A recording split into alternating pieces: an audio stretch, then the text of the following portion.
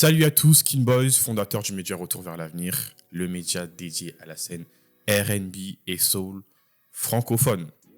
Alors, aujourd'hui, on est dans le format du retour en discussion, toujours. Et j'ai avec moi, pas un artiste, Et encore mais un collègue. Un collègue de podcast. Ça fait longtemps qu'on discute et je suis content qu'on a enfin réussi à pouvoir trouver Yes. un rendez-vous, une date pour pouvoir faire ça proprement. Je vais lui laisser la parole et il va se présenter.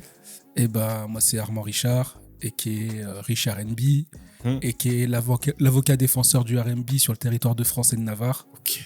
Euh, Ça commence bien déjà. voilà. J'ai un podcast qui s'appelle Diggers, Ouais. spécialisé du coup R&B, mais pas que. Je suis à, on va dire, 90% R&B et 10% autre musique, parce que j'aime la musique de façon générale. J'ai vu hip-hop, tout ça. Ouais, il y a un peu de hip-hop. Mm. Et Diggers, parce que c'est ce que je suis, c'est ce que je fais. Hmm. Je fouille sur les algorithmes, sur les réseaux. Mhm. Et T'es pas le seul, hein, je te je- garantis. Ouais, on se sait. Et je déniche des pépites et j'essaye de les partager. Franchement, c'est une bonne chose. Franchement, je suis content de voir qu'on n'est pas seul, tu vois, et qu'il y a beaucoup qui sont en train de lutter pour la cause. Toi, t'as dit, c'est quoi le nom que t'as dit par rapport au R&B, là, ton défendeur, c'est quoi? L'avocat défenseur du R&B sur le territoire de France et de Navarre. J'aime bien. J'aime bien parce que moi, je m'appelle l'ambassadeur du R&B. Voilà, tu vois. Donc, Il faut se donner des il titres. faut se donner des titres. Ah, qui va nous les donner sinon? C'est important. Franchement, c'est important. Et bah, comme je dis, franchement, ça fait super plaisir que tu sois là et tout pour ce format du retour en discussion. Comme je dis toujours pour rapport à mes invités, tu as vu, le retour en discussion, c'est pas une interview, tu vois. C'est-à-dire, on est là, posé, chill, on On discute. discute. Et en plus, on va parler de quelque chose que j'aime beaucoup et que je pense toi aussi, le R&B. Ben oui, le R&B. Mettez du R&B dans vos vies. Mettez du miel. C'est très important, mettez du miel. Donc là, installez-vous correctement, Tranquille. posez-vous, ça va très bien se passer. Ouais, vraiment. On va mettre de la douceur. On va On va parler mettre de la douceur, ça va très très bien se passer. Alors, tiens, on va commencer par le commencement, Ouais. l'enfance. Comment ça se passait, la musique et tout, t'écoutais quoi toi? Eh ben, moi, j'ai baigné dans un univers où ma mère était une grande fan de musique. C'est-à-dire qu'il y avait de la musique H24 à la maison. D'accord. Vraiment H24. Et il y avait un truc, il y avait une disposition dans la maison dans laquelle j'habitais où il y avait un espèce de petit salon à côté de la chambre de ma mère et c'est là qu'était posée la console de jeu. Ok. Parce que la mère, elle voulait avoir un visuel sur les moments où on jouait à la console. Donc la console de jeu pour jouer à la Nintendo, à l'époque Nintendo 64. Oh là là, la rêve de zinzin. Ouais. On va. Alors, je vais faire pas mal de name drop, pas mal de références. Nous, on aime ça ici, Ok. donc il faut en faire. Donc, jouer à la Nintendo 64. D'accord. Et c'était à côté de sa chambre. Et ma mère écoutait la balle de la musique, mais tout le temps. Donc ça veut dire, le seul moment où je pouvais jouer à la console, c'est quand elle écoutait de la musique. Ok, d'accord. Parce qu'elle avait un petit regard sur ce qui se passait et c'était pas loin, etc. Et du coup, ce que ma mère écoutait, alors moi je suis d'origine camerounaise, D'accord. donc elle écoutait vraiment le Makossa de chez Makossa, nous, ouais, c'est sûr. je vais citer quelques noms, les petits pays, Grâce Deka, Dora Deka, voilà, pour tous les camers et tous les fans de Makossa, ils comprendront. Mais en plus de ça, ma mère, elle aime beaucoup ce qu'on appelle, alors c'est un terme que j'aime pas trop, mais les chanteurs à voix. Parce que ma mère, elle sait pas qu'elle écoute du R&B, mais Ouais. elle en écoute. D'accord. Et Oui, c'est comme la mienne aussi, oui. Ses deux chanteuses américaines préférées, c'est Mariah Carey et Whitney Houston. Très bon goût. Voilà, vraiment de très bon Ouais. goût. Ok. Et du coup, à la maison, les disques qui tournaient le plus, moi je suis né dans les années 80, je suis né en 1990. Ok. Donc ce qui tournait vraiment en boucle, c'était la compilation des Greatest Hits de Mariah Carey. L'album s'appelle Numéro 1 et la collection 5 titres des Greatest Hits de Whitney Houston. Waouh. C'est ça qui tournait vraiment Ok. en boucle et en plus du Makossa, du Zouk ou de toute la musique africaine qu'elle pouvait écouter. C'est vraiment Mariah Carey, Whitney Houston qui dominait à la maison. Tu vois. Si. Et donc du coup, forcément, ça a un peu, je pense, aiguisé mon oreille musicale, même si je me suis pas tout de suite fait à l'idée que c'était du R&B ce que j'écoutais. Et ensuite, il y a eu d'autres trucs, un groupe qui m'a matrixé de fou. Pourtant, j'étais petit, tu vois, j'avais 8-9 ans, mais c'est les Poetic Lovers.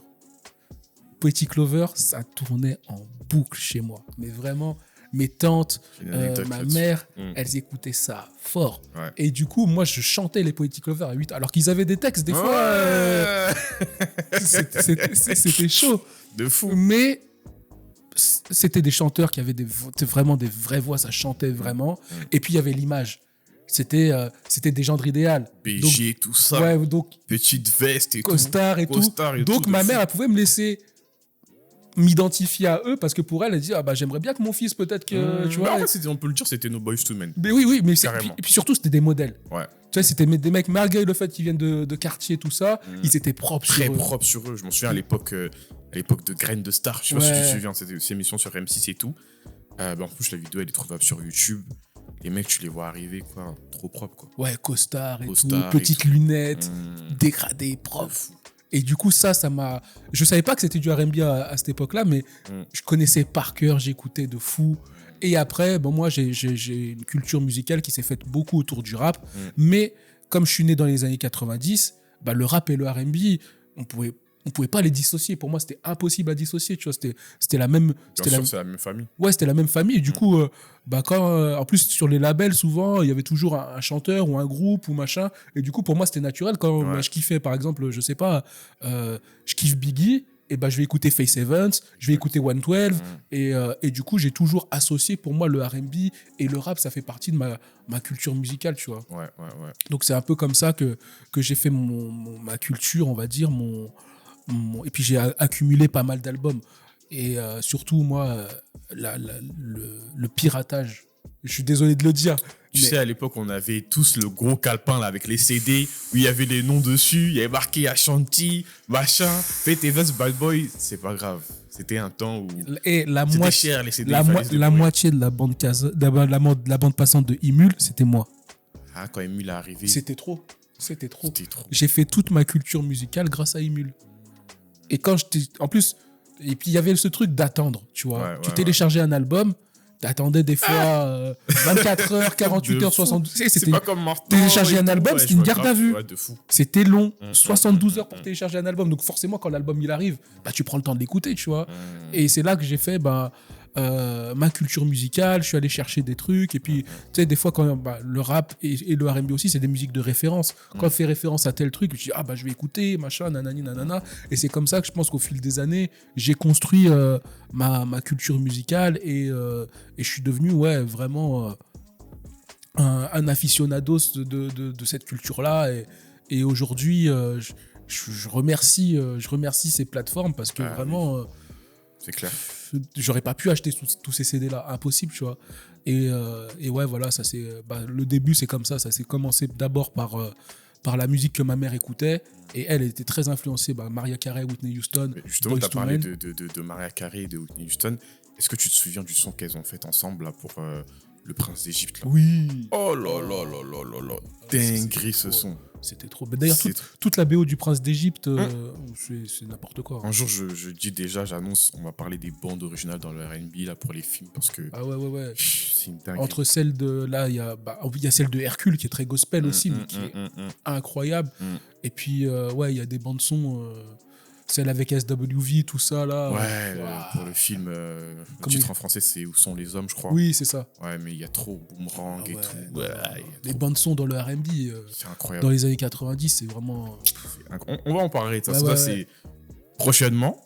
Mais ce que j'allais dire, c'est que je ne l'ai pas dit au début, mais je le rappelle, le thème que nous allons voir aujourd'hui, toi et moi, c'est l'indépendance dans le R&B.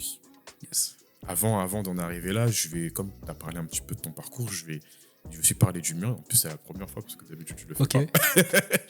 Donc, à l'occasion, moi, en fait, si tu veux, dans mes souvenirs, c'est que, moi, pour ceux qui ne l'auraient pas compris, je suis d'origine congolaise et tout.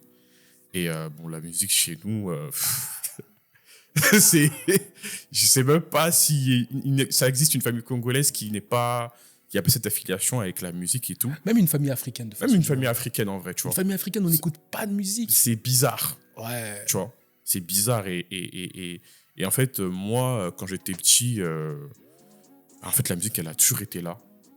J'ai des souvenirs de ma mère quand elle faisait les ménages. Le week-end, il y avait toujours... En fait, nous, on écoutait tout.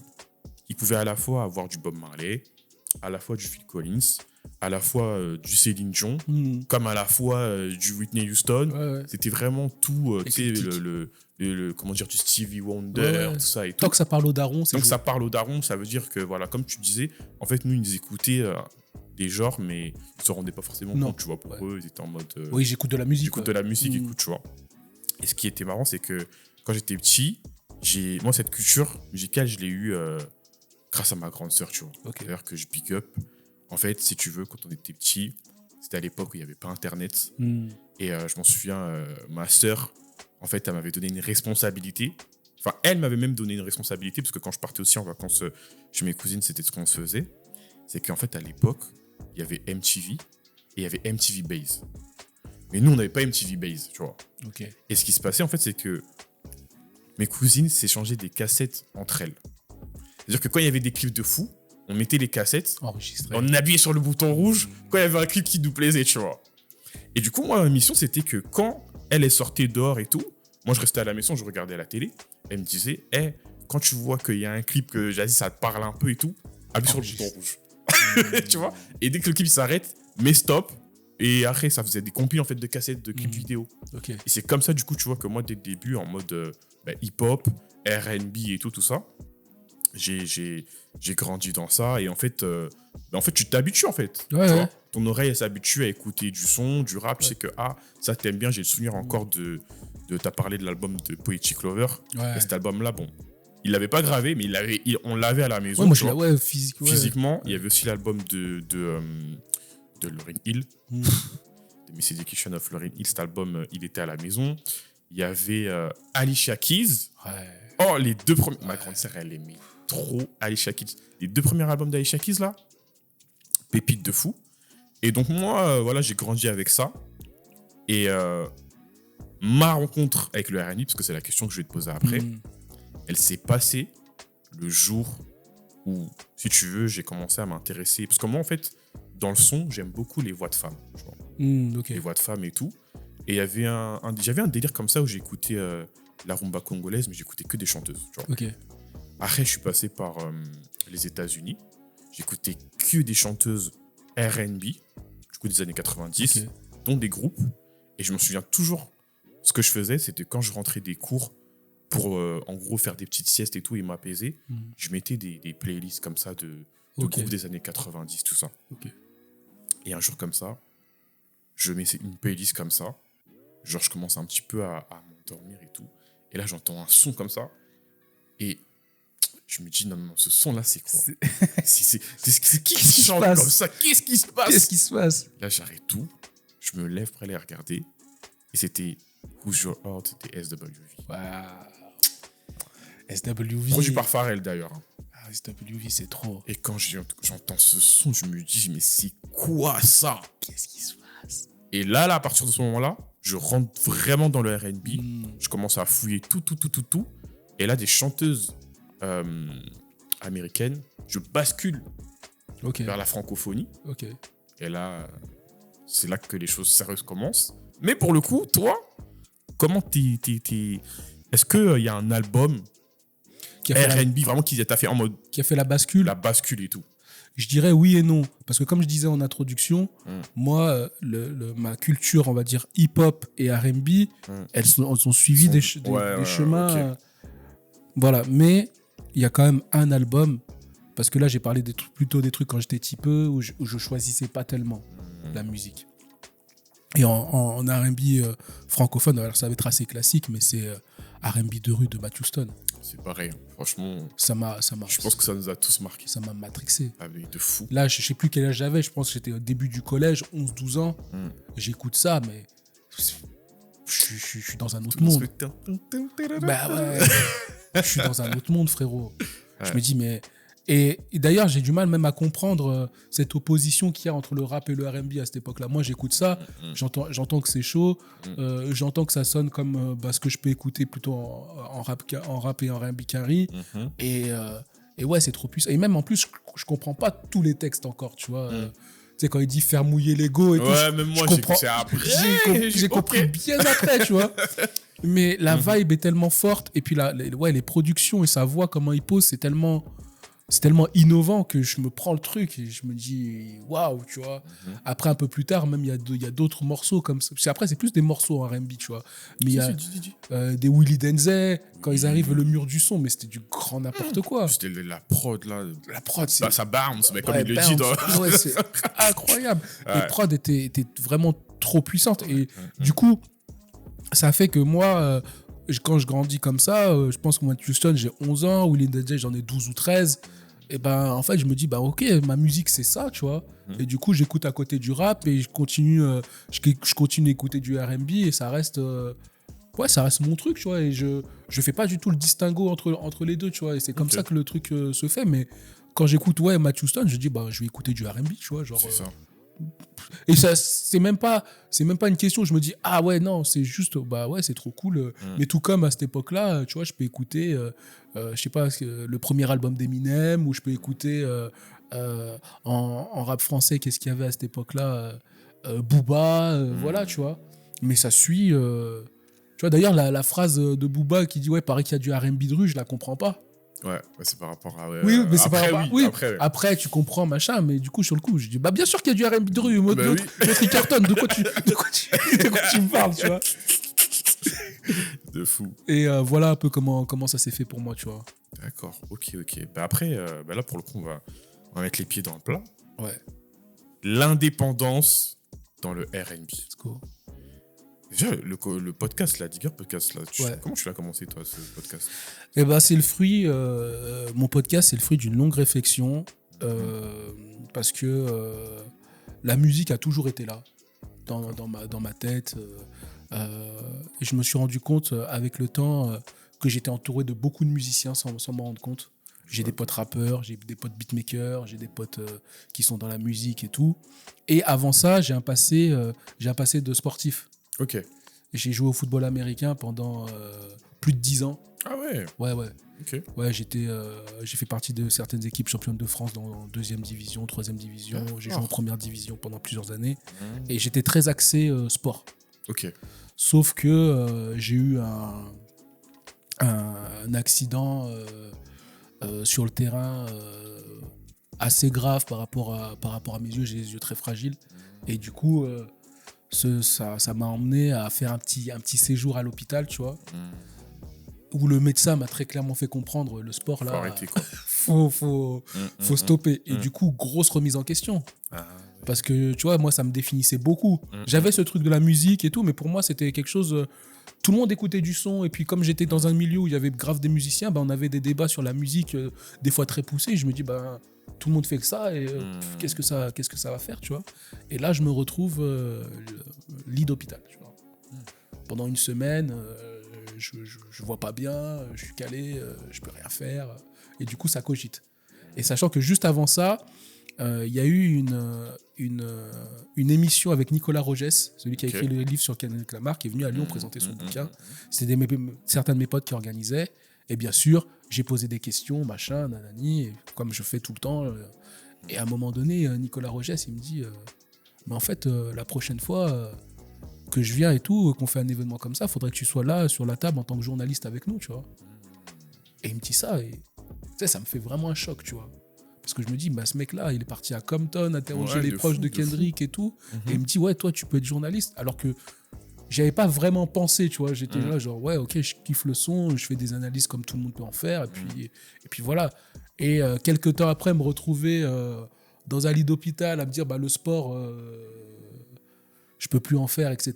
Et je me suis dit, qu'est-ce que je vais pouvoir faire parce que je peux pas rester juste comme ça sans rien faire, tu vois. Même si le sport, je savais que c'était un truc, forcément c'est à court terme parce que à passer les 30 ans, voilà. Mais je me suis dit, maintenant, qu'est-ce que tu veux faire, tu vois, qu'est-ce qui t'anime? Et je me suis dit, c'est la musique. Et du coup, il y a aussi ce truc, là je reviens sur le thème de l'indépendance. Et je me suis rendu compte. Je me suis rendu compte que j'étais entouré de pas mal d'artistes talentueux, aussi en R&B de la scène lyonnaise. Oui, parce que ça aussi on en parlait. Ouais. Et je me suis dit, comment est-ce que moi je peux mettre ma pierre à l'édifice pour faire monter ce mouvement. Et surtout, je veux pas avoir une attitude, tu vois, de grincheux que je trouve que les gens de notre génération ont pas mal, tu vois. De dire, ouais, c'était mieux avant. Aujourd'hui, la musique, nanani. Alors que, il y a des artistes talentueux qui sont sous nos yeux. Grave. On va regarder loin là-bas. Alors que à côté de chez toi même. Il y a des artistes talentueux qui sont là.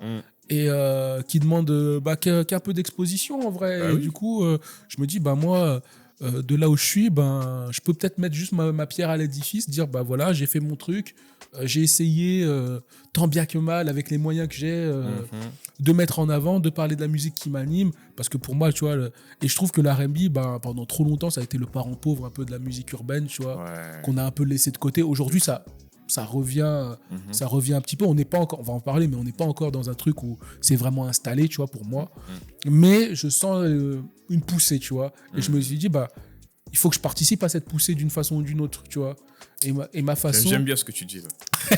Et ma façon à moi, c'est de prendre un micro, d'inviter les artistes que je trouve talentueux, de décortiquer certains trucs, voilà, et de pousser du mieux que je peux, tu vois. Je veux pas me retrouver... Et puis, tu vois, je me dis, si le R&B, ça pète en France, et que moi, je fais pas partie du mouvement, je vais le regarder comme ça, je vais dire, ah ouais, j'aurais pu, tu vois. Ouais. Et si ça pète pas, ça pète pas, mais au moins, j'aurais dit, je me serais donné, j'aurais participé à quelque chose et j'aurais essayé de pousser à mon humble niveau, tu vois. Mais je veux pas que demain, ça pète et que ce soit récupéré par des gens qui ne font pas partie de cette culture, qui en ont rien à faire, qui veulent juste faire leur bif, comme ça s'est passé dans le début des années 2000 en vrai, en France, tu vois. C'est ce que j'allais dire. Tu vois, il y a des groupes comme Tragédie qui étaient plus ou moins talentueux, tu vois, qui avaient quand même leur truc et qui venaient de la rue, des soirées, tu vois, et qui se sont fait récupérer, essorer par les maisons de disques et qu'on a jeté dès que la mode est passée, tu vois.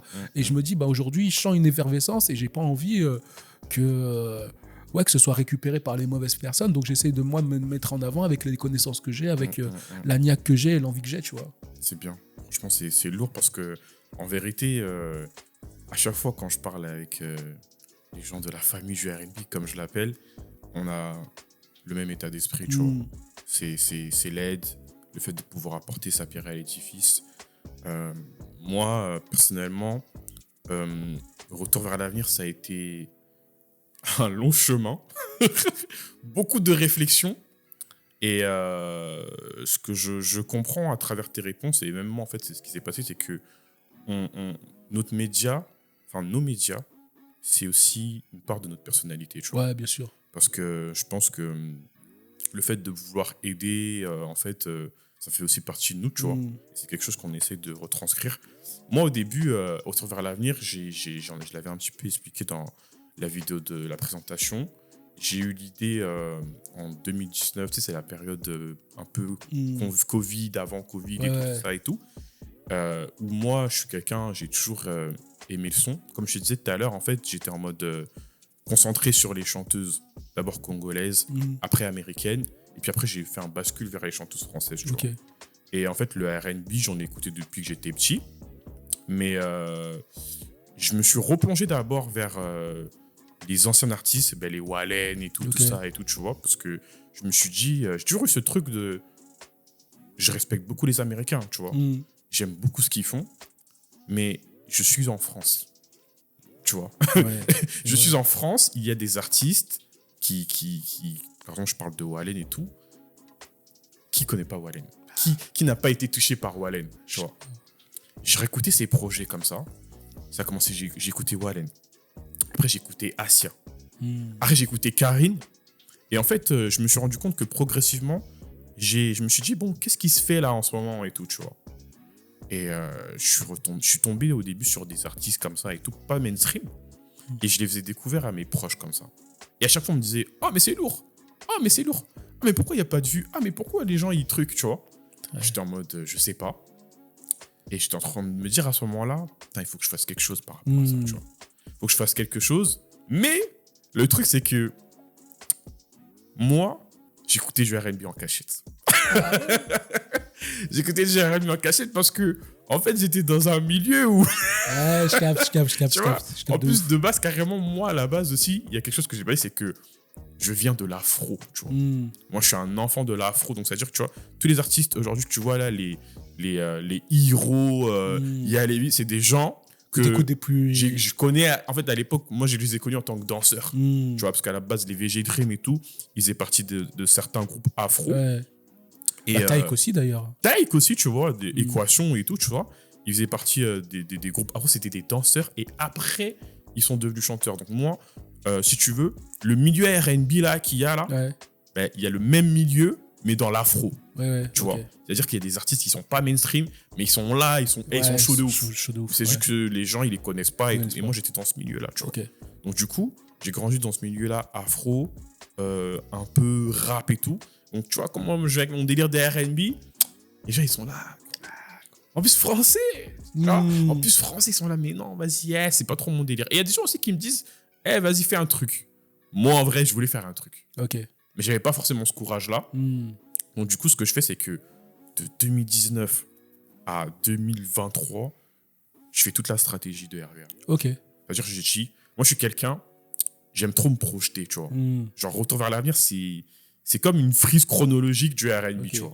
C'est-à-dire que je sais déjà sur 5 ans et 10 ans ce que je vais faire. Tu vois. Mais je le travaille en interne et tout, donc je fais des plans. Je me dis, ok, première année, je vais faire ça. Après, deuxième année, je vais faire ça. Comme Reza. Ouais, c'est ça. C'est vraiment ça. C'est visionnaire. Comme Reza, vraiment. Comme Kenzie du secteur A, ce genre de mec. T'as la ref. C'est architecte. Vraiment architecte. J'ai dit RVA, tac. Ok, ça va être comme ça, comme ça. Et après, il y a eu des moments où au début, je me dis, bon, vas-y, je le fais pas. On vas-y, truc. Et il y a des amis des proches à moi qui me disent, bah, en vrai, là, tout est prêt. Lance la machine, mec. Ouais, c'est ça. Lance la machine comme ça. Et je suis en mode de, ah non, et tout. Et puis un jour comme ça, 2023, vas-y, hop. Je lance le truc et là, on en est là. Et du coup, première année, je me concentre sur la scène émergente. Deuxième, toujours. Mais comme le média s'appelle Retour vers l'avenir, le but, c'est de faire un pont entre l'ancienne et la nouvelle génération, tu vois, du R&B. Et du coup, concernant l'indépendance, il faut savoir que... Je sais pas si j'en parle ou t'en parles, mais on est amené à faire face à beaucoup de choses. Ouais. Enfin, après, il y a plusieurs choses. Moi, je trouve que l'indépendance, et puis surtout cette période-là dans le R&B, je trouve que ça pousse les artistes à être hyper créatifs. Et je trouve qu'il y a des propositions artistiques incroyables. Dingues. Qu'est-ce qui te vient en premier là quand tu parles comme ça? La première, et j'arrête pas de la saucer sur les réseaux et tout, Nouline, purée. On l'a reçu ici, Nouline. Quelqu'un qui a compris, qui a maîtrisé les codes du R&B, qui les a repris à sa sauce. Après, malheureusement pour elle, je pense qu'elle n'a pas encore trouvé le truc pour... tu vois, souvent, on dit, tu sais, pour les algorithmes et tous les réseaux, c'est en 3 parties, tu vois. Il y a ce qui plaît à l'artiste, il y a ce qui plaît au public et il y a ce qui plaît à l'algorithme. Ouais, il faut s'adapter. Et tu vois, je pense qu'elle arrive à savoir ce qui lui plaît à elle et ce qui plaît au public. Et elle n'est pas encore passée du côté, j'arrive à satisfaire l'algorithme, tu vois. Mais je pense que au vu de ce que je vois, je me dis, si elle continue, il y a un truc qui va prendre plus que les autres et ça va décoller. Il y a elle, je pense à Asma. Je l'ai parlé d'Asma. Je pense à Asma. Parfum sucré, là. Oh là là. C'est grave. Juste la cover. Est-ce que tu sais, les covers de R&B, il faut qu'on en parle aussi. Mais tu vois, parlant de parfum sucré, moi, dans mon podcast, je fais souvent le parallèle pour niveau marketing, entre le R&B et l'industrie de la mode du cosmétique. En termes de marketing. Je trouve que c'est exactement les mêmes codes. D'un point de vue esthétique, tu vois. Et c'est ce que je disais dans le podcast avec Dakiz. On ne vend pas, tu sais, quand on te vend du R&B, on ne vend pas juste de la musique. Et quand on te vend du parfum, on ne te vend pas juste une odeur. C'est vrai. Tu sais, c'est l'emballage. Il y a l'emballage, il y a tout un package derrière, un univers, un truc. Exactement. Et tu vois, des artistes comme ça, c'est des artistes qui ont compris ça, tu vois. Je pense aussi à une artiste, Linda Lende, que tu as reçue. J'allais parler de Linda. Linda, c'est trop. Big up aussi à Linda. Linda, franchement, il y a des propositions. Même pour revenir sur la scène lyonnaise, un petit jeune comme Dakiz. Dakiz, c'est trop. J'ai dit, mais Justin Bieber sort de ce corps. Tu te présentes, t'as un gamin comme ça. Et c'est pour ça aussi que ça me motive, tu vois, à pousser, tu vois. Il est danseur, il chante, il compose, il écrit, il est ingé son. Tu sais qu'il y en a beaucoup d'artistes qui font ça. Hein. Ouais. Mais, c'est mais dans le tellement- R&B, tu vois, ce serait un rappeur qui ferait tout ça, Ouais. tout le monde crierait au génie. Mm. Mais dans le R&B, Noulin, elle fait la même chose. J'allais parler Newlin, justement. Elle mixe, elle truc, machin. Elle Même fait le les merchandising, visuels. là, tu l'as Ouais, reçu ouais, ou pas, ouais, non? ouais, j'ai reçu, ouais. Visuel, c'est elle qui fait aussi.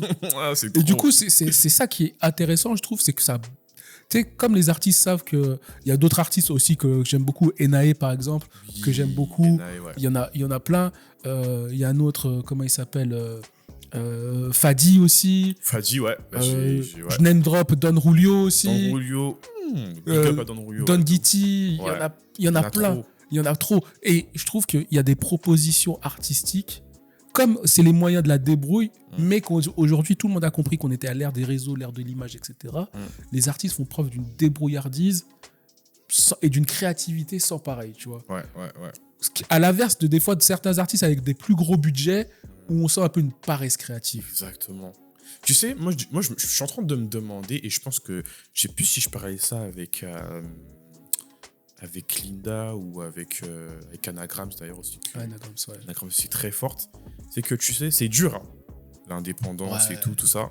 Mais, quelque part, il y en a beaucoup qui m'ont dit et tout, en interne, en vrai, ils préfèrent ça solo. Ils préfèrent faire ça solo, même si c'est difficile, que le faire en maison de disque. Parce que des fois, le problème aussi des maisons de disques aujourd'hui, c'est que les artistes aussi R&B, on les comprend pas. Tu vois. On les comprend pas. Je vais pas dire de nom, mais moi, il y a une chanteuse. Elle m'a dit qu'elle avait eu une approche comme ça d'une maison de disques et tout. Et comme elle chantait un peu, on lui a dit ouais, c'est bien ce que tu fais, mais pourquoi tu fais pas comme Ronisia et tout? Mais ça n'a rien à voir. C'est pas du R&B. C'est pas du R&B déjà, tu vois. C'est pas du R&B. C'est pas Alors, du avant que je commence à me Non, faire, mais on peut- à me faire laver par les artistes, Ronisia, je pense qu'elle écoute du R&B.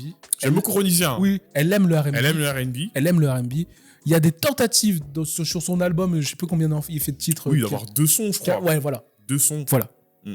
Le reste, c'est autre chose. Exactement. Mais c'est comme Aya, tu vois. Oui. Aya, c'est Aya. Ouais. Elle fait du zouk et tout.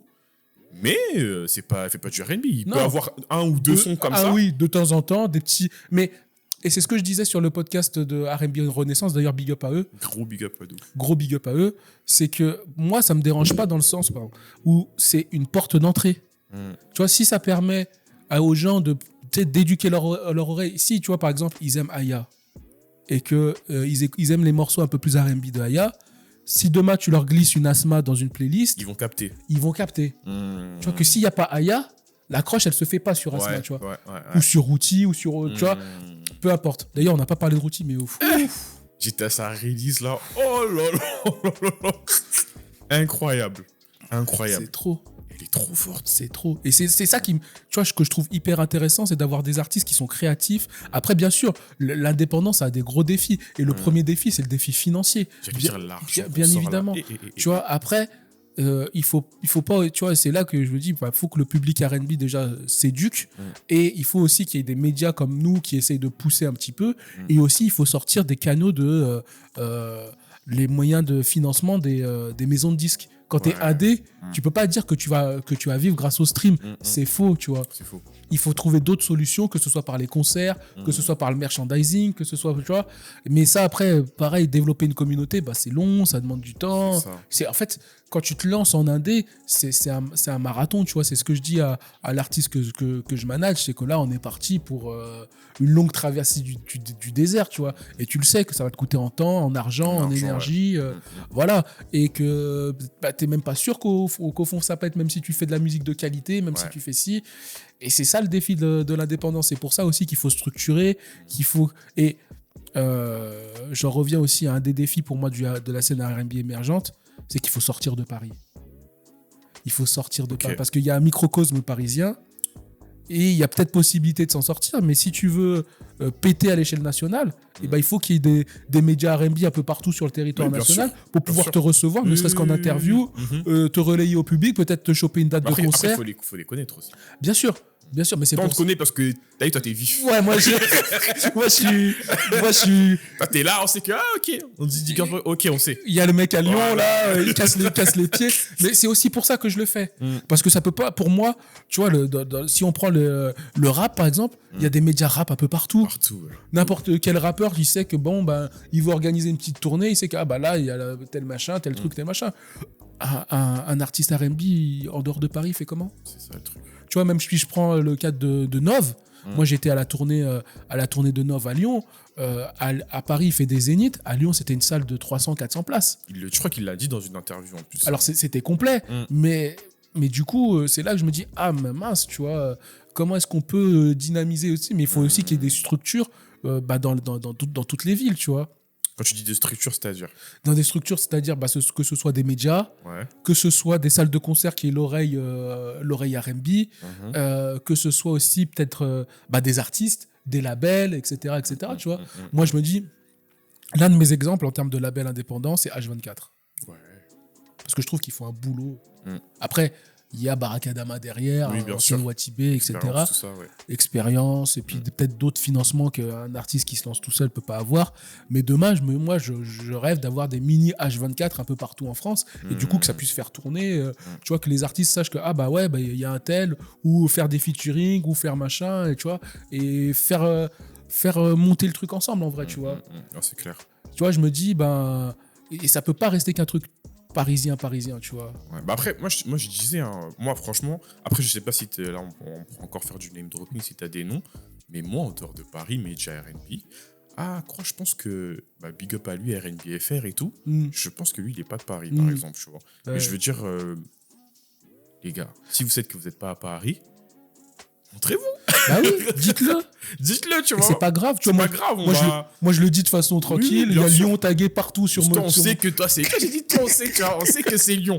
Mais les autres, moi, je sais pas, ils viennent d'où, tu vois. Après, Ouais, ils se cachent un peu et tout. Ils se cachent un peu et tout, c'est vrai. Après, je pense que là, on est dans cette. Peut-être on est dans la première phase. Tu Oui, vois, bien sûr. Parce que, tu vois, la scène qu'il y a maintenant, là, en 2024, au moment où on parle, moi, en 2019, quand je regarde les artistes R&B, il n'y en a pas beaucoup. Ah ouais, non, il n'y en a pas. Aujourd'hui, là, tu vois, on fait toutes les sorties. Toi, t'as un média aussi. On fait les sorties toutes les semaines. Toutes les semaines, t'es là, genre. Je dors même plus.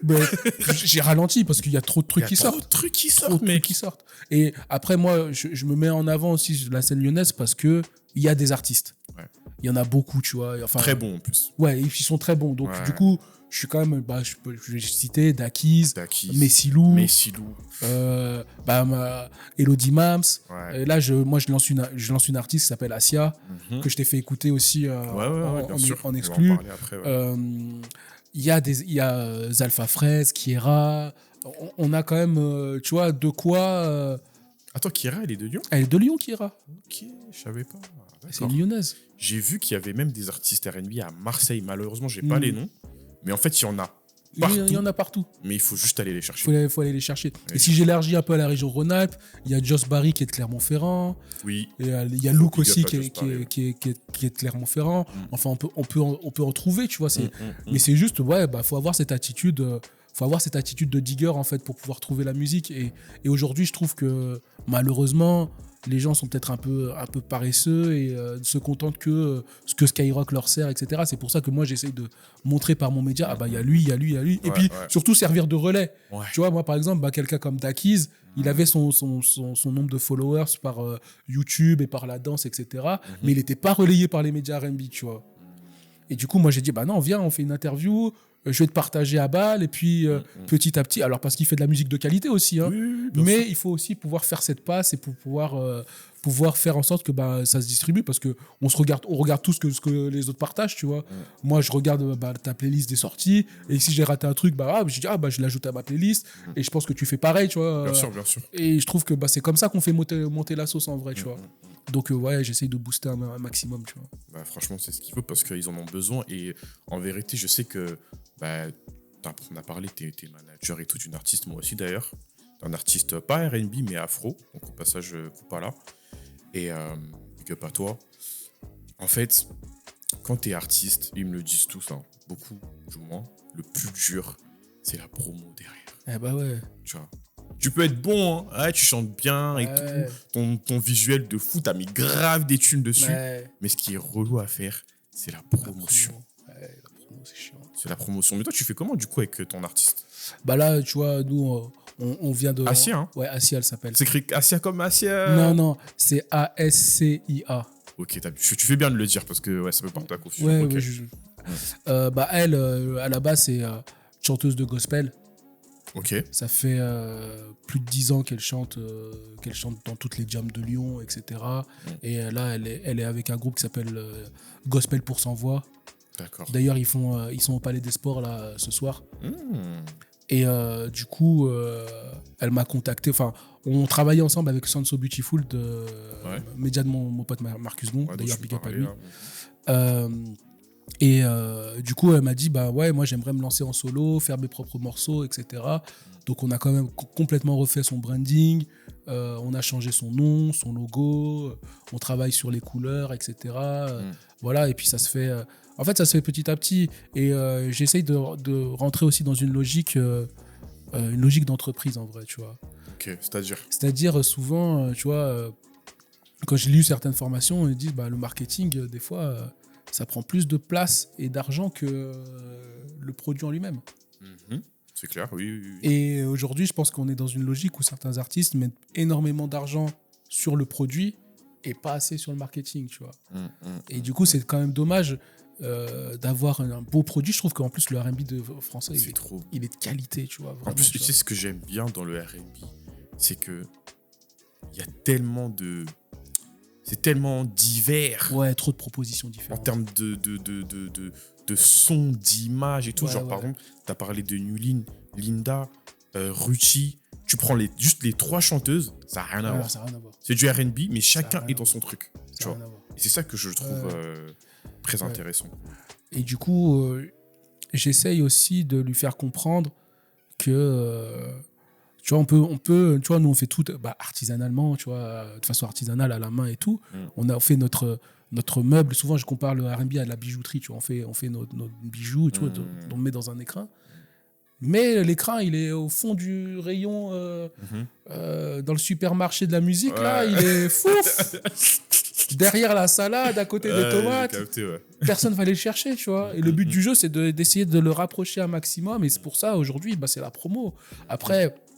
je sais que c'est pénible pour les artistes parce que ils sont pas habitués. Puis je pense qu'il y a encore cet ancien schéma dans la tête de beaucoup des maisons de disques de faire de la promo, c'est un peu se sacrifier. Mais il faut se vendre parce que toi, t'as mis de l'argent dans ta musique, t'as mis du temps et du coup, faut forcément la vendre à un moment donné. C'est-à-dire et puis aussi trouver d'autres sources de financement, faire des concerts, comme je disais tout à l'heure, tu vois.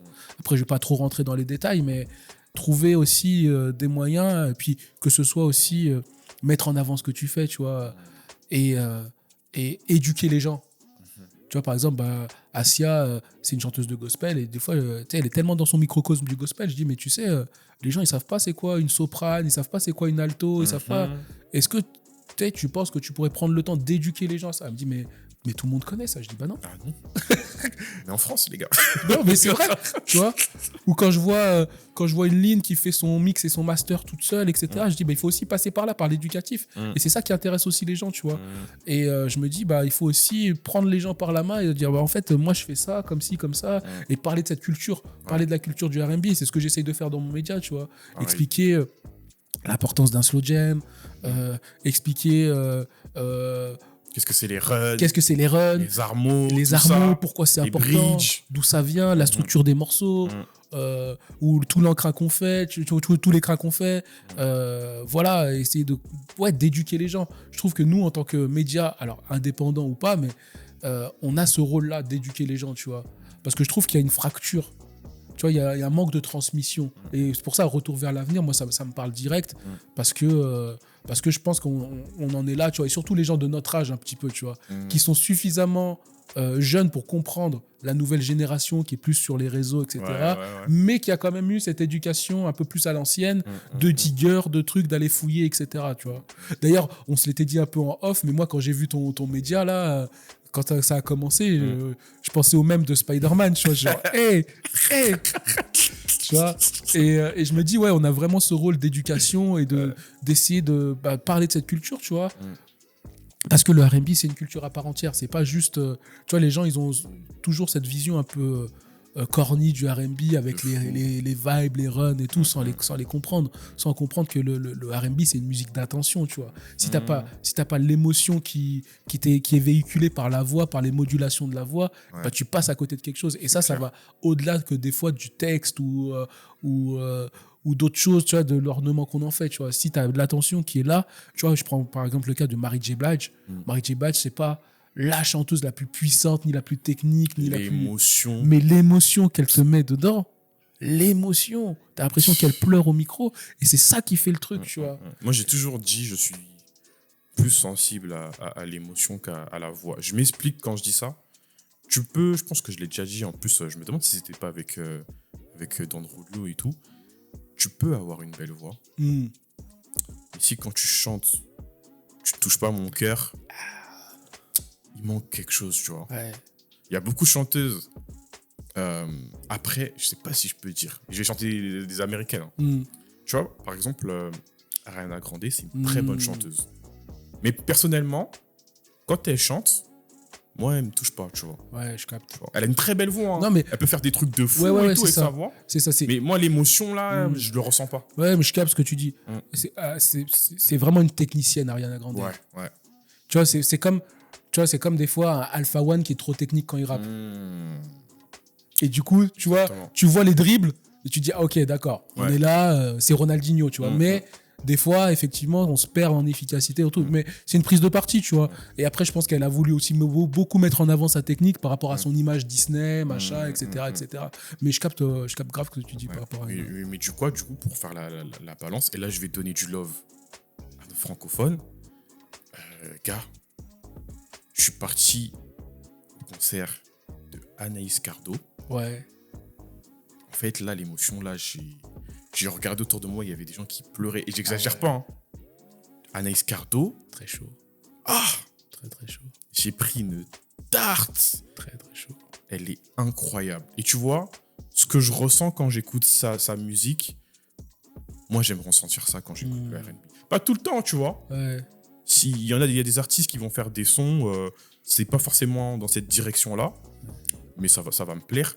Mais quand je ressens ce genre de truc en mode, je sens que ça prend mon cœur, limite ça prend mon âme, j'aime trop en fait, tu vois. Parce qu'en fait, la musique, moi je le dis, la musique, c'est pour moi, hein, c'est avant tout, c'est thérapeutique, tu vois. C'est-à-dire que quand j'écoute la musique, en fait, c'est tout un mood, c'est toutes des émotions, des trucs, ça va m'apporter quelque chose et tout. Et quand j'entends ce genre de chanteuse, j'ai cité elle, mais je pourrais en citer d'autres, je kiffe. Linda Lende, vraiment. Ça, oh là là, c'est trop. Linda Lende, elle a, je passe, j'en tire à beaucoup de dédicaces. En plus, je suis congolais, donc elle a beaucoup de dédicaces. On a fait big up à R&B Renaissance, tout ça, tous les médias et tout. Mais là, dernièrement, là, je fais un gros big up à l'équipe de Demore Factory. NJ, gros big up à toi et toute ta team. Il y a eu un event là qu'ils ont fait là. Ils ont invité tout le monde. Il y avait les Linda Lende, Isaiah, Osmose, tout le monde là. Oui, j'ai vu ça. Ouais. Incroyable. En termes d'émotion, il fallait être là. Tu vois. Et pour le coup, Linda, cette prestation, elle était... Non, moi... Et puis tu vois, elle, par exemple... Alors, elle chante très bien, bien sûr, mais elle a un truc où sa voix, elle s'éraille de temps en temps, tu vois. Tu sais, elle frise la rupture. Et ça me touche de ouf. Je vois grave ce que tu veux dire. Ça me touche de ouf. Quand je sentais que sa voix, elle part et que ça tremblote, là, je suis loin. Non, c'est clair. Et puis là, récemment, il y a G. G, elle a sorti un morceau. Elle a dormir. Oh là là là là là. What? Tu sais, tu vois, quand j'écoute ce genre de son, en fait, je suis tellement fier de me dire qu'en France, on a ça. On fait ça, tu vois. Aide à dormir. C'est dingue. Carrément, là, j'écoutais pratiquement en boucle dans le train Lyon-Paris. Trop. En plus, j'aime bien, c'est très Jodeci. Moi, ça me fait penser à Jodeci un peu. Très Jodeci, très Timbo un peu aussi. Ouais, Timbo aussi, la prod, Oh là là là là. Je sais pas qui a fait la prod, mais big up à toi, vraiment. J'ai oublié son nom, mais il est très chaud. Il est Oh très là très là. chaud, on mettra son nom et tout. Et mais... tu vois, quand tu vois des artistes indés qui arrivent à faire des propositions aussi qualitatives, tu vois, je peux pas rester dans mon coin et pas booster ce genre de truc, tu vois. Je peux pas me dire, ouais, non, c'est trop. Tu vois, tu ferais... Tu sais, j'ai envie des fois de faire des trucs où je vais au State et je fais écouter le R&B francophone au Quinry, tu vois. Ils vont péter leur crâne. Mais tu sais, c'est trop drôle que tu dis ça. Parce que dernièrement, on avait un event.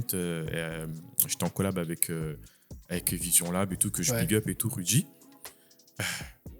C'était un shooting R&B, tu vois. C'était ça le thème et tout ça. Et en gros, le concept, c'était quoi? Chacun vient avec sa playlist, on met du son et tout. Et tout le monde est venu avec une playlist Quinry, tu vois. Et tu sais, mon cousin, il me disait, mais toi, du coup, tu vas venir avec quoi et tout? J'ai dit, t'inquiète et tout. Et je suis arrivé, tout le monde était là, ça écoutait du son. Et le délire, c'était qu'il fallait pas mettre du R&B. Déjà, tu mettais du Dilemma, on te sortait. Ah ouais, fallait diguer. Diguer, tu vois. Okay. Parce que je dis ça parce que c'est des sons que... tu sais, c'est des sons faciles, là. Ouais. Et on était là en mode, non, tu vois. Et j'ai écouté, moi, je vais mettre du R&B francophone. Quand j'ai dit ça, tout le monde a dit, vas-y, toi. Comment ça? Ça existe le R&B en France? J'ai dit, quoi? J'ai dit, écoutez, moi, je suis ambassadeur. Du R&B francophone, ça veut dire qu'aujourd'hui, moi, je vais pas vous mettre des sons Quinry. Je respecte les Quinry, hein. Bien sûr. J'aime de ouf, hein. J'ai dit, mais là, en fait, moi, j'ai mon média. C'est-à-dire qu'aujourd'hui, là, j'ai un rôle très important. Je vais mettre du son, mais du R&B francophone. Ils m'ont dit, vas-y, tout ça et tout. On a mis la grosse baffe et tout. J'ai branché mon téléphone dessus avec le Bluetooth. Et là, le premier son que j'ai mis, c'était Osmos, la fille du motel. Celui-là, là. Et lui, je sais pas d'où il est sorti. Je le connaissais pas avant. Mais oh là là là là. Voix de tête et tout. Non, c'est trop. Un ténoriste à peur. C'est trop. Tu sais que quand j'ai mis ce son, il y a eu un silence. Tout le monde était comme ça. C'est trop. Ils ont dit, mais c'est qui lui? J'ai dit, vous voyez? Vous voyez? Oui. Vous négligez. Et c'est ça qui me tue, tu vois. Ouais. C'est que je me dis, tu vois, même des fois à Lyon et tout, je vois des gens, ils écoutent Summer Walker, ils écoutent Cizé, ils écoutent machin, ils écoutent truc. Et dans leur tête, dans leur esprit, il n'y a pas de R&B francophone. Ça me fait mal. Et ça me tue, tu vois. Alors des fois, tu sais, je lance, tu vois. Et je me dis, vas-y, écoute ça, tu vois. Et à chaque fois, ça a fait mouche. Tu vois, ça, en fait, il y a des gens à aller chercher. C'est ça. Mais ils sont pas au courant. Non, ils sont pas au courant. Comme ils disent Tavo, ils vont comprendre. Ils vont finir par comprendre. C'est juste une question de temps, mais ils vont finir par comprendre. Et voilà, si on commence à déjà arriver à la fin, malheureusement. Vers la fin, c'est passé super vite. C'est passé trop vite. On pourrait rester là 2 jours. De fou. J'ai tellement de choses à dire. Ben, tu sais, tu parlais de playlists et tout. Je pense que les playlists aussi, ça aide bien sûr. À faire découvrir des artistes. D'ailleurs, j'encourage les gens à aller suivre ton podcast, ce que tu fais et tout ce que tu proposes. Merci. Franchement, c'est grave lourd. Je vais te poser une question. Nous, on a 3 playlists R&B. Ouais. Et en fait, il y en a une qui s'appelle RVA, la playlist R&B. Ouais. Du coup, dedans, on mélange tous les artistes de la scène actuelle et tout. Okay. On a une qui s'appelle Pareil pour l'amour. Okay. Dedans, c'est une playlist où c'est des sons R&B francophone, mais que de love, tu vois. Okay. Et on a une autre playlist, une nouvelle qui s'appelle Turn Up vers le R&B FR. Okay. Là, en gros, c'est des sons R&B francophones, mais plus up-tempo, tu vois. Okay. Des sons qui font danser. Est-ce que, parmi les playlists que je t'ai citées, du coup, on va dire peut-être les deux, Pareil pour l'amour, Turn Up sur le R&B FR, s'il y avait un artiste ou une artiste que tu me dis, ouais, il doit être dans cette playlist-là, ce serait lequel? Je peux citer un artiste par playlist? Ouais, vas-y, c'est comme tu veux. Et pour Pareil pour l'amour, je vais te citer Asia. Ouais. On a un morceau qui s'appelle Uber. Il sort quand? Quand les dieux du streaming seront de notre côté. Mais je pense que d'ici la sortie du podcast, il sera sorti. D'accord. Elle raconte une histoire d'amour qui naît dans un VTC. Ok. Voilà. Intéressant. Donc, tu vas me faire écouter ça. Hein. Bien sûr. Je sais pas si je peux faire écouter, mais si, on va tester. On va essayer, voir si ça marche. On va voir si ça marche. Et donc, du coup, Asia, ok. Et pour la deuxième playlist, Turn Up, je te dirais un morceau de Sony Rave. Ah, lequel le premier de son album. Le cœur, quelque chose. Ouais, le cœur sur le mien. Oui, incroyable ce titre. Ça, c'est. Ouais, on va voir si ça marche. Si je colle à mon. Comme ça. Ouais. Fais un petit peu. Pendant ce trajet. Je sais plus du tout comment agir. Lui donc passer toute ma confiance. Baby, je crois que tu l'as fait fuir. Qu'il en est France. Voilà. Ok, petit extrait exclu. Voilà, J'aime petit bien, extrait. j'aime bien. C'est qui a fait la Petit prod? La prod, c'est un Carry qui a fait la prod. D'accord. C'est un Carry qui a fait la prod. J'ai oublié, j'ai mangé son nom. Très intéressant. Et voilà, c'est l'un des premiers morceaux qu'elle a commencé à me faire écouter quand on a commencé à travailler ensemble. Elle n'était pas sûre, elle voulait le jeter. Toujours comme ça, les doutes, tout ça. J'ai dit, attends, voilà, rien jeté du tout. Et voilà, là, normalement, quand le podcast sortira, ce sera sorti. Donc, fin juin, voilà. Ok, donc allez suivre, streamer Asia, ACIA. Ouais. C'est ça. C'est quoi ces réseaux? Tu les connais, ces réseaux? Ouais, bien sûr. C'est Asia, ASCIA, D'accord. avec les 2 barres en bas. Voilà. Ok, de toute façon, on l'affichera et tout. Ouais, pas de souci. Écoute, du coup, c'est quoi l'actualité, les projets de ton côté, c'est comment? Les projets de mon côté, c'est la sortie du morceau Uber. J'ai encore deux épisodes de podcast à tourner pour clore la saison 1 de Diggers. Ok, déjà, ouais. Donc le prochain épisode, normalement, ce sera avec Asia, où je la présenterai officiellement sur le Très podcast, etc. intéressant, Et dernier épisode sera normalement avec la personne avec qui je vais m'associer pour essayer de faire des événements hip-hop R&B sur Lyon. On viendra, tu nous inviteras, j'espère. Je vous inviterai avec grand plaisir. Il faut qu'on se déplace un peu. Paris, c'est bien, mais ils vont partir aussi. Ah, puis en 2 heures, Ouigo, c'est fait. Ah, Hein. moi, en plus, je suis déjà allé à Lyon pour le coup. Ça va plus vite que certains embouteillages sur Paris. Je dis ça, je dis rien. Voilà. Donc voilà, c'est ça la suite. Et puis voilà, pour booster le projet Asia et puis clore tranquillement la saison 1 de Diggers parce que comme tu disais, podcast, ça prend beaucoup de temps, beaucoup d'énergie. C'est ça. Recharger un peu les batteries et puis préparer la saison 2 avec de nouveaux concepts, d'autres invités. Peut-être venir moi plus souvent aussi sur Paris. Mais non, Voilà. moi, je viendrai personnellement. Ouais, t'es le bienvenu. Voilà un peu les actus. Bah, écoute, en tout cas, merci. Merci à toi d'être venu chez nous, chez Grand RVA, plaisir. c'est la maison. Tu reviens quand tu veux. Avec plaisir. On arrive déjà à la fin, malheureusement. On arrive passé déjà trop à la vite. fin. C'est passé super vite, mais en tout trop cas, vite. n'oubliez surtout pas, retour vers l'avenir sur X. On dit Twitter, X, voilà, vous avez compris. YouTube, TikTok, Instagram. Allez suivre également Digger Podcast sur tous les réseaux sociaux. Yes. On l'écrira de toute façon. N'oubliez pas la playlist RNB, je joue RV à la playlist RNB, Turn Up sur le RNB FR. Pareil pour l'amour, dispo sur toutes les plateformes de streaming. On arrive déjà à la fin du retour en discussion. Mais en tout cas, c'était King Boys, fondateur du média Retour pour l'avenir, avec Richard de Digger Podcast. Merci de nous avoir suivis et on se dit à la prochaine. Peace.